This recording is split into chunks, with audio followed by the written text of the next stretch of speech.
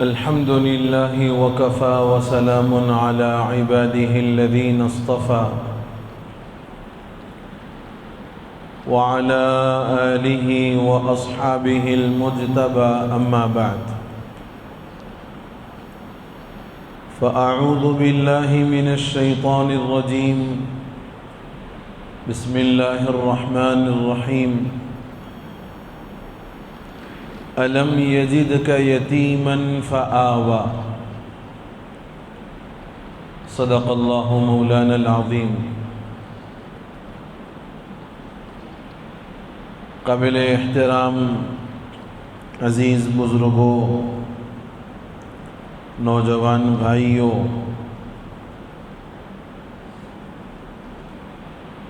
گزشتہ نشست میں سیرت النبی صلی اللہ علیہ وسلم کے کچھ گوشے، آپ صلی اللہ علیہ وسلم کی ولادت سے پہلے کے حالات اور آپ کی ولادت سے متعلق کچھ معروضات آپ کی خدمت میں رکھی گئی تھی.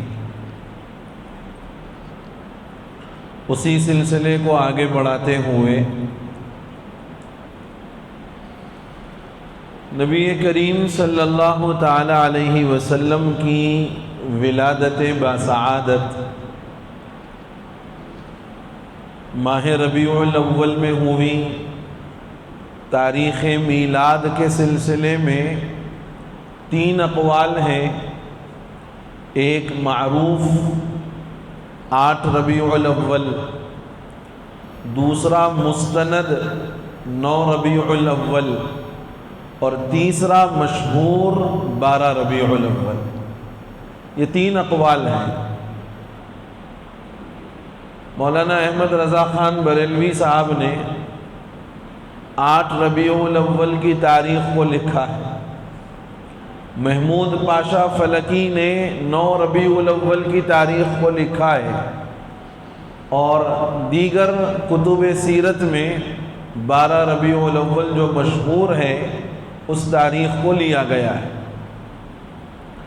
نبی کریم صلی اللہ علیہ وسلم کی جب ولادت ہوئی، روایات میں ہے کہ آپ مختون پیدا ہوئے، یعنی آپ جس وقت پیدا ہوئے آپ کی ختنہ ہوئی تھی. بعض روایات میں ہے کہ 7ویں دن جو عربوں کا دستور تھا، آپ کے دادا عبد المطلب نے آپ کی ختنہ کروائی. اور تیسری روایت میں ہے کہ جب آپ قبیلہ بنو سعد میں حضرت حلیمہ رضی اللہ عنہا کے پاس مدت رضاعت میں تھے، دودھ پینے کے ایام میں تھے، اس وقت آپ کی ختنہ کروائی گئی. لیکن مشہور قول پہلا ہی ہے کہ آپ مختون پیدا کیے گئے. پیدائش کے 7ویں دن آپ کے دادا عبد المطلب نے آپ کا عقیقہ کیا اور قریش کے بڑے بڑے قبائل کے ذمہ داروں کو اس دعوت میں مدعو کیا. اب یہاں ایک مسئلہ سمجھ لیجئے کہ عقیقے کا تذکرہ آیا. عام طور پر لوگوں میں اس مسئلے کو لے کر بڑا کنفیوژن. عقیقہ کرنا مسنون ہے، سنت ہے. کب تک؟ 7ویں دن بچے کے پیدائش کے عقیقہ کرنا مسنون ہے، سنت ہے. 7ویں دن آپ نے اگر عقیقہ کر لیا سنت کا ثواب ملے گا، اور اسی 7ویں دن بچے کا نام بھی رکھنا چاہیے. اگر کوئی 7ویں دن عقیقہ نہ کر سکے تو اجازت ہے کہ 14ویں دن عقیقہ کر لے، اور اگر 14ویں دن بھی عقیقہ نہیں ہو سکا، ایک قدم اور آگے بڑھ کر اجازت دی گئی کہ 21ویں دن عقیقہ کر سکتا ہے. 7ویں دن کرنا مسنون 14ویں دن 21ویں دن کرنا جواز، اس کے بعد نہ عقیقے کی کوئی اللہ کے پاس باز پرس ہے، نہ کوئی ماں باپ سے سوال کیا جائے گا کہ کیوں آپ نے اپنی اولاد کا عقیقہ نہیں کیا، اور اولاد سے بھی یہ سوال نہیں ہوگا کہ آپ کے ماں باپ نے آپ کا عقیقہ نہیں کیا تو آپ کو اپنا عقیقہ کر لینا چاہیے، کوئی سوال نہیں۔ عقیقے کا مسئلہ 7ویں دن تک مسنون ہے، اس کے بعد جواز کا مسئلہ ہے۔ لوگوں نے اس کو ایسا اہم، لازم اور ضروری سمجھا ہوا ہے کہ لوگ سمجھتے ہیں کہ صاحب عقیقہ نہیں ہوا تو عمرہ ادا نہیں ہوتا، عقیقہ نہیں ہوا حج ادا نہیں ہوتا۔ لوگ جو سمجھتے ہیں، جہالت ہے یہ۔ عقیقے کے عمل سے کسی چیز کے ہونے نہ ہونے کا کوئی تعلق نہیں، یہ لوگوں نے اپنی طرف سے خود بنایا ہوا ہے۔ دین و شریعت نے ایسی کوئی پابندی عائد نہیں کی۔ بھائی عقیقہ کرنا جواز کا مسئلہ ہے، اس پر لا کر حج جیسے فرض کو جوڑتے ہیں لوگ، عمرے کو لا کر کے جوڑ دیتے ہیں۔ اور بہت سارے لوگ وہ منجو اور ساچک کے موقع پر اپنی بچی کے عقیقے کے نام پر دعوت کرتے ہیں، مقصود منجو اور ساچک کی دعوت ہوتی ہے، نام عقیقے کا دیتے ہیں۔ یہ جو ہم لوگوں نے غیر ضروری اپنے اوپر ان چیزوں کو لازم سمجھ لیا ہوا ہے، یہی ہمارے لیے نامناسب عمل ہے، نادرست عمل ہے۔ شریعت کی طرف سے جس چیز کی کوئی پوچھ نہیں ہے اس پر بے انتہا اہتمام، اور شریعت کی جانب سے جس پر پوچھ ہے اس پر کوئی توجہ نہیں۔ کیا ماں باپ اپنی اولاد کو اپنے گھر میں اپنی نگرانی میں رکھ کر کے ان کے لیے نماز سکھانے کا کوئی انتظام کر رہے ہیں آج؟ کیا ماں باپ اپنی اولاد کو اپنی نگرانی میں قرآن سکھانے کا، باتجوید ان کو قرآن پڑھانے کا انتظام کر رہے ہیں؟ کیا ماں باپ اپنی اولاد کے نکاح سے پہلے بیٹی کو سسرال میں کیسا رہنا چاہیے اس کی کوئی تربیت دے رہا ہے؟ یا اپنے بیٹوں کو یہ تربیت دی جا رہی ہے کہ اب تمہاری زندگی میں ایک نئی تمہاری جو ہے شریک حیات آنے والی ہے، اس کے ساتھ تمہیں کیسا سلوک کرنا چاہیے، تمہیں اپنی زندگی اس کے ساتھ کیسی گزارنی چاہیے؟ کوئی اس کا سبق دے رہا ہے اپنی اولاد کو؟ عمر ہو گئی، شادی کر دو، بات ختم۔ یہ سکھانے کی چیزیں، اس پر توجہ اور فکر دینے کی ضرورت ہے، لیکن اس کو تو ہم نے چھوڑ دیا اور سارا مسئلہ، سارا زور عقیقے پہ صرف کرتے ہیں۔ بہتر ہے پیدائش کے 7ویں دن کریے، مسنون ہے، یقیناً ثواب ملے گا۔ حضور کا عقیقہ بھی 7ویں دن ہی ہوا، اس کے بعد اگر نہیں ہوا 21ویں دن، 14ویں دن، 21ویں دن تک کی اجازت ہے، اس کے بعد کوئی پوچھ نہیں ہے اس کی، اور نہ ہی عقیقے کے اوپر کسی عمل کے قبول ہونے یا کسی عمل کے مکمل ہونے کا کوئی مدار ہے۔ اگر ایسی بات ذہنوں میں ہے تو اس کو نکالو اپنے ذہنوں سے۔ عقیقہ نہیں ہوا تو عمرہ نہیں ہوتا، عقیقہ نہیں ہوا تو حج نہیں ہوتا، یہ سب جہالت ہے۔ بہرحال نبی کریم صلی اللہ علیہ وسلم کا عقیقہ ہوا، قریش کے لوگ اس دعوت میں شریک ہوئے، اور دادا عبد المطلب نے آپ کا نام محمد رکھا، اور آپ کی والدہ حضرت آمنہ رضی اللہ عنہا نے آپ کا نام احمد رکھا۔ سیرت نگاروں نے آپ کا نام محمد رکھے جانے سے متعلق ایک وجہ بیان کی ہے کہ حضرت عبد المطلب نے، جو آپ کے دادا ہیں، انہوں نے آپ کی ولادت سے پہلے ایک خواب دیکھا، اور آپ نے خواب میں دیکھا کہ آپ کی پیٹھ سے ایک زنجیر نکلی جس کی ایک کڑی آسمان میں ہے اور دوسری کڑی زمین پر، اور ایک کڑی اس کی مشرق میں ہے، دوسری کڑی اس کی مغرب میں۔ کچھ دیر کے بعد وہ جو زنجیر تھی وہ ایک درخت کی شکل اختیار کر لیتی، اور اس پر بڑے ہرے بھرے پتے لگ جاتے ہیں، درخت بڑا سرسبز اور شاداب ہو جاتا ہے۔ بہت سارے لوگ آ کر کے اس درخت کے سائے میں بیٹھتے ہیں، اس کے پتوں کو دیکھتے ہیں، اور وہ درخت بالکل انوار و برکات سے مزین ہو جاتا ہے۔ قریش کے بھی کچھ لوگ آتے ہیں، وہ بھی اس درخت کو قریب جا کر کے دیکھتے ہیں، اس کے پتوں کو ہاتھ لگاتے ہیں، لیکن کچھ لوگ عربوں کے اندر ہی سے اس درخت کے پاس جا کر ان کے پتوں کو نکالنے اور اکھاڑنے کی کوشش کرتے ہیں۔ عبد المطلب خواب میں دیکھتے ہیں کہ ایک جوان العمر آدمی ان لوگوں کے درمیان میں نمودار ہوتے ہیں اور لوگوں کو اس کے پتوں کو نکالنے اور اکھاڑنے سے منع کر دیتے ہیں، روک دیتے ہیں۔ خواب مکمل ہوا۔ عبد المطلب نے اس خواب کی تعبیر معبرین سے معلوم کی۔ معبرین کہتے ہیں کہ آپ کی پشت سے، آپ کے خاندان میں ایک ایسا لڑکا اللہ رب العزت پیدا فرمائیں گے جن کی تعلیمات اور جن کی نبوت کا نور زمین سے لے کر آسمان تک، مشرق سے لے کر مغرب تک عام ہوگا۔ سارے عرب اس نور نبوت کو اور اس کی دعوت کو قبول کرنے کے لیے آئیں گے، لیکن کچھ لوگ ہوں گے جو مخالفت کریں گے، اور پھر یہی لڑکا جو آپ کے خانوادے میں پیدا ہوگا یہ ان لوگوں کو دین سے قریب کرے گا اور ان کی غلط فہمیوں کو دور کرے گا۔ اب آپ غور کریے، اس خواب کے اندر ساری دنیا میں حضور کے چرچے کا تذکرہ آیا ہے، اور محمد نام کا مطلب ہوتا ہے جس کی تعریف اور جس کی حمد بار بار کی جاتی رہے۔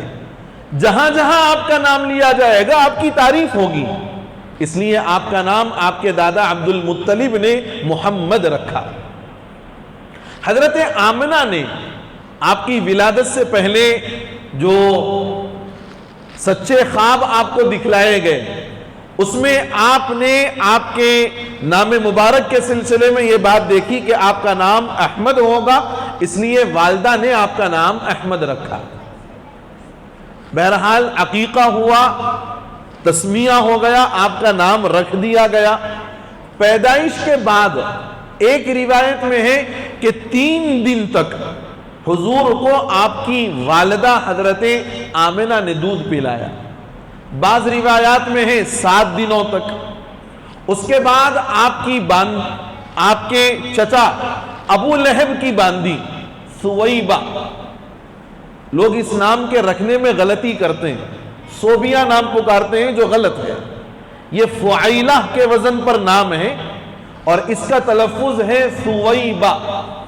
بہت ساری بچیوں کا نام آپ پوچھو بیٹا نام کیا ہے، صوبیہ، نام یہ تلفظ نہیں ہے اس کا نام ہے سویبہ۔ یہ ابو لہب کی باندی تھی۔ حضرت آمنہ کے بعد ابو لہب کی اس باندی سویبہ نے حضور صلی اللہ علیہ وسلم کو اپنا دودھ پلایا، اور اسی سویبہ نے حضور کو دودھ پلانے کے زمانے میں حضرت حمزہ رضی اللہ عنہ کو بھی دودھ پلایا۔ تو آپ اور حضرت حمزہ چچا بھتیجے بھی ہیں، رضائی بھائی بھی ہیں۔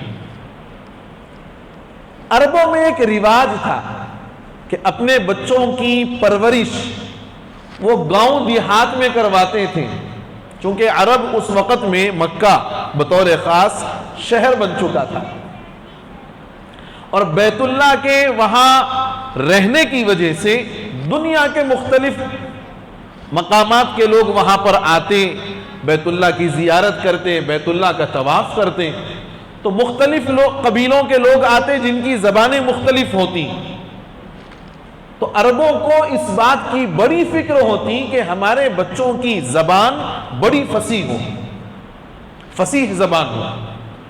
اور اصل عرب بدو کہلاتے ہیں جو گاؤں دیہات کے رہنے والے، اسی لیے عرب کا ایک معمول تھا کہ بچوں کی پیدائش کے بعد ان کی رضاعت کے ایام، دودھ پینے کے ایام کسی قریب میں آباد گاؤں کے اندر گزارے جاتے، تاکہ آب و ہوا بھی اچھی ملے، صحت بھی اچھی رہے اور زبان کے اندر بالخصوص فصاحت آ جائے. یہ سوچ کر عربوں میں ہر سال بچوں کو لینے کے لیے دایا، دودھ پلانے والی، یہ دایا آیا کرتی تھی. حضور کا جس زمانے میں وجود مسعود ہوا ہے اس دور میں بھی آئیں. قبیلے بنو سعد کی کچھ عورتیں آئیں. ان دودھ پلانے والی دایاؤں کا یہ ذہن رہتا کہ بچے کا والد کیا کرتا ہے اور اس کی یافت کیا ہے، یعنی اس کی کمائی کیا ہے. اگر اس کی کمائی اچھی ہے تو فوراً اس بچے کو عورتیں قبول کر لیتی، اس لیے کہ دودھ پلانے کا جو حق الخدمت ہے باپ بڑے اچھے طریقے سے دے گا. قبیلے بنو سعد کی عورتیں جب آئیں، حضرت حلیمہ فرماتی ہیں کہ میں جس وقت مکہ آ رہی تھی میرے پاس 2 سواریاں تھیں، ایک گدھی تھی اور ایک اونٹنی تھی. میں اور میرے شوہر حارث ابن عبد العزہ، یہ حضرت حلیمہ کے شوہر کا نام حارث ابن عبد العزہ، ہم دونوں اور ہمارا ایک دودھ پیتا بچہ، یہ 3 مکے کی طرف گئے. 2 سواریاں ہیں، ایک گدھی ہے اور ایک اونٹنی ہے. اور قبیلے بنو سعد میں جس زمانے میں یہ عورتیں آئی ہیں بڑا زبردست قحط پڑا ہوا ہے، انتہا سے زیادہ قحط. بارش کا نام و نشان نہیں، جانور بھوک سے مر رہے ہیں. انسانوں کا حال بھی یہی ہے کہ وہ بھوک میں تڑپتے اور بلکتے ہوئے. بہرحال جب یہ آئیں اور مکے کے بچوں کو دیکھا، روایات میں لکھا ہے سیرت نگاروں نے کہ جتنی دایائیں آئیں کوئی دایا ایسی نہیں رہی جس پر حضور صلی اللہ علیہ وسلم کو پیش نہ کیا گیا. ہر دایا آتی اور حضور صلی اللہ علیہ وسلم کو جب پیش کیا جاتا، معلوم کرتی کہ ان کے والد ہیں، ان کے والد کی کیا جو ہے یافت ہے، کیا کرتے ہیں. تو جب ان کو جواب دیا جاتا کہ یہ یتیم ہے، جب ان کو یہ جواب دیا جاتا کہ یہ یتیم ہے، تو ساری دایائیں آئیں اور واپس لوٹ کر کے چلی گئیں، یہ سوچ کر کہ جب یہ یتیم ہیں تو ہمارے دودھ پلانے کا حق الخدمت کون ادا کرے گا. ہم تو بڑے بڑے نذرانوں کی امید رکھ رہی ہیں، یہاں تو یتیم ہے، کوئی ہماری حق الخدمت اور ہمیں کوئی نذرانے دینے کے لائق نہیں ہے یہاں پر، چلو واپس چلتے ہیں. ساری بنی سعد کی عورتوں کو بچے مل گئے، ایک حلیمہ رضی اللہ عنہا رہ گئی کہ ان کو کوئی بچہ نہیں ملا. اصل میں حضرت حلیمہ کے مقدر میں یہ در یتیم تھا، اس لیے اللہ نے حالات ایسے بنائے. اور حضرت حلیمہ نے اپنے شوہر سے کہا کہ میری ساری سہیلیاں تو اپنے ساتھ دودھ پلانے کے لیے بچوں کو لے کر جا رہی ہیں، میں اگر خالی ہاتھ جاؤں گی تو ساری سہیلیاں مجھے چڑھائیں گی اور مجھے بولیں گی کہ تو کتنی نامبارک ہے، کتنی منحوس ہے کہ تجھے دودھ پلانے کے لیے کوئی بچہ تک نصیب نہیں ہوا. لہذا اگر آپ اجازت دیں تو میں اس یتیم کو اپنے لیے اپنے ساتھ لے کر جانا چاہتی ہوں. حارث ابن عبد العزہ نے جواب دیا کہ اگر تم یہ چاہتی ہو تو کوئی حرج کی بات نہیں ہے، اللہ چاہے گا تو اللہ ہمیں اسی سے نفع عطا فرمائے گا. بہرحال حضرت حلیمہ دوبارہ حضرت آمنہ کے دربار پر پہنچی، کہا کہ میں اس یتیم کو لے جانے کے لیے تیار ہوں. حضرت آمنہ نے اس وقت بھی کہا کہ دیکھو اس بچے کا والد نہیں ہے، اگر تمہیں حق الخدمت ہم صحیح طور پر نہ دے سکیں تو ہم سے گلہ اور شکوہ نہیں کرنا. حضرت حلیمہ نے کہا کہ نہیں، میں اپنی مرضی سے اس بچے کو لے جا رہی ہوں، آپ جو حق الخدمت دے دو گے مجھے قبول ہے، میرا کوئی مطالبہ نہیں رہے گا. اب آپ غور کریے کہ حضرت حلیمہ خود فرماتی ہیں کہ جب ہم آئے ہیں، دبلی پتلی وہ گدھی اور اونٹنی جس کے تھن دودھ سے بالکل خشک ہیں، دودھ کا قطرہ نہیں ہے، اور رات ہماری جو گزری ہے ہم دونوں کو بھی نیند نہیں آئی، میاں بیوی کو، اور ہمارا جو بچہ تھا اس بچے کو دودھ نہ ملنے کی وجہ سے وہ بھی نہیں سو سکا. لیکن جو حضرت حلیمہ نے حضور کو اپنے گود میں اٹھایا، حضرت حلیمہ رضی اللہ عنہا کا سینہ دودھ سے بھر گیا. وہ خود فرماتی ہیں کہ قحط کی وجہ سے کوئی چیز ہمارے پیٹ میں نہیں ہے, میں اپنے بچے کو دودھ نہیں پلا پا رہی ہوں, لیکن اس نومولود کو میں نے اپنی گود میں اٹھایا تو میرا سینہ دودھ سے بھر گیا. اس نومولود نے بھی دودھ پیا اور میرے بچے نے بھی دودھ پیا. اب جب لے کر کے آئیں تو حارث ابن عبد العزیٰ نے کہا کہ میں دیکھتا ہوں ذرا اونٹنی کے تھنوں میں اگر کچھ دودھ آ جائے تو تمہاری اور میری بھی تو بھوک مٹ جائے. حارث ابن عبد العزیٰ جب دودھ نکالنے کے لیے بیٹھتے ہیں تو وہ اونٹنی جس کے تھن میں دودھ کا ایک قطرہ نہیں ہے, حضور کے وجود مسعود کی برکت یہ ہے کہ وہ اونٹنی کے تھن دودھ سے لبالب ہے.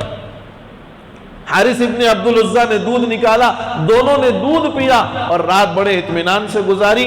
اگلے دن قبیلے بنو سعد میں واپسی ہونے لگی. اب بچے لے لیے گئے, سب اپنے اپنے علاقوں کو اپنے اپنے گھروں کو واپس جانے لگے. حضرت حلیمہ جس اونٹنی اور گدھی کو اپنے ساتھ لے کر آئی تھی, واپسی میں سواری وہی ہے. آتے وقت میں ہر مرتبہ چابک لگانے کی ضرورت پڑ رہی تھی, لیکن حضرت حلیمہ نے جب آپ کو اپنی گود میں لیا اور آپ اونٹنی پر سوار ہو گئی, اونٹنی کی رفتار ہی بدل گئی. ساری سہیلیوں نے حضرت حلیمہ کو دیکھ کر کے پوچھا, حلیمہ یہ وہی اونٹنی ہے جس پر تم آئی تھی؟ کہا اونٹنی تو وہی ہے. کہا اب اس کی چال اور اس کی شان کچھ اور ہے, آتے وقت اس کی حالت کچھ اور تھی, اب حالت کچھ اور ہے. حضرت حلیمہ نے فرمایا یہ حالت اصل میں اس کی جو بنی ہے یہ اس نومولود کی برکت سے بنی. قبیلے میں واپسی ہو گئی, قبیلے بنو سعد میں حضرت حلیمہ آ گئی اور علاقے میں مکمل قحط ہے. حضرت حلیمہ اپنی بکریوں کو چرانے کے لیے بھیجتی.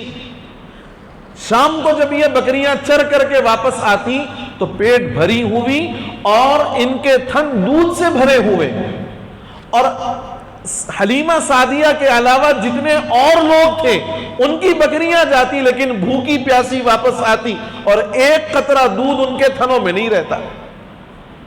لوگوں کو بڑا تعجب ہوا کہ بھائی حلیمہ کی بکریاں جا رہی ہیں, پیٹ بھر کے واپس آ رہی ہیں, دودھ سے لبالب واپس آ رہی ہیں, ہماری بکریوں کا حال بڑا عجیب ہے. روایات میں ہے کہ بعض لوگوں نے یہاں تک کہا کہ تم بھی اپنی بکریاں اسی جگہ چراؤ جہاں حلیمہ کی بکریاں چرتی, تم اپنی بکریوں کو اسی جگہ لے جاؤ جہاں حلیمہ کی بکریاں چرتی ہیں. لوگوں نے اس پر بھی تجربہ کیا, اپنی بکریوں کو وہاں چرایا جہاں حضرت حلیمہ کی بکریاں چرتی تھیں, لیکن نتیجہ وہی تھا کہ حضرت حلیمہ کی بکریاں تو پیٹ بھر کے واپس آ رہی ہیں, یہ بھوکی واپس آ رہی ہیں. ان کے بکریوں کے تھنوں میں دودھ بھرا ہوا ہے اور ان کے بکریوں کے تھن میں دودھ کا ایک قطرہ نہیں ہے. لوگوں کو بڑا تعجب ہوا. اصل بات یہ تھی کہ برکت اس مکان کی نہیں تھی, برکت اس جگہ کی نہیں تھی جہاں حضرت حلیمہ کی بکریاں چر رہی تھی, برکت اصل میں اس مکین کی تھی جو حلیمہ کے گھر میں آ گیا تھا. برکت رسول اللہ کی تھی اور رسول اللہ کی برکت کی وجہ سے ان بکریوں کو چارہ بھی مل جاتا, ان کے تھنوں میں دودھ بھی آ جاتا. میرے بزرگوں یہاں رک کر ایک بات سمجھنا, حضور کا وجود مسعود تھا, اللہ نے برکات کا ظہور فرمایا. ہماری زندگیوں میں حضور کی سنتوں کا اگر وجود ہوگا, حضور کی شریعت اور سیرت کا وجود ہوگا, ہماری زندگیوں میں بھی یقیناً برکتیں آئیں گی. یہ بات یاد رکھنے کی ہے کہ اگر ہماری زندگیوں میں حضور کی سنتوں کا وجود ہوگا, حضور کی شریعت کا وجود ہوگا, جن برکات کا ظہور اس زمانے میں ہوا ہے اس زمانے میں بھی ہوگا یقیناً انشاءاللہ. ضرورت ہے اس کو اپنی زندگیوں میں اپلائی کرنے کی, ضرورت ہے اس کو اپنی زندگیوں میں لے آنے کی. بہرحال حضرت حلیمہ سعدیہ رضی اللہ عنہا کے پاس حضور پہنچ گئے. مدت رضاعت 2 سال آپ نے مکمل فرمائی. 2 سال کے بعد آپ کا دودھ چھوڑا دیا گیا, 2 سال کے بعد دودھ آپ کا چھوڑا دیا گیا. عام بچے 2 سال کے اندر جتنے بڑھتے اور جتنا ان کے اندر امپرومنٹ آتا, حضور اکرم صلی اللہ علیہ وسلم کا امپرومنٹ عام بچوں سے کئی گنا زیادہ تھا، کئی گنا زیادہ تھا۔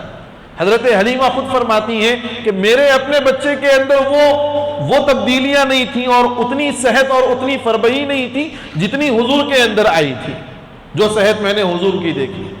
2 سال کے بعد جب آپ کو دودھ چھوڑا کر واپس کرنے کا موقع آیا، حضرت حلیمہ ان برکات کو اپنی آنکھوں سے دیکھ چکی تھی، حضرت آمنہ کے پاس لے گئیں۔